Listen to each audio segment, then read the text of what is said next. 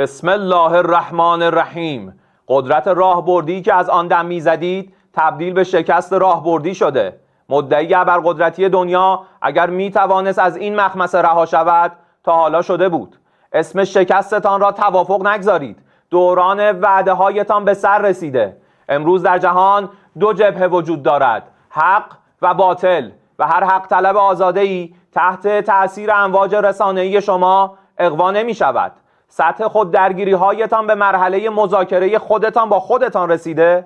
نه خبری از سرمایه گذاری هایتان در منطقه خواهد بود و نه قیمت سابق انرژی و نفت را خواهید دید تا وقتی که بفهمید ثبات در منطقه توسط دست قدرتمند نیروهای مسلح ما تضمین می شود.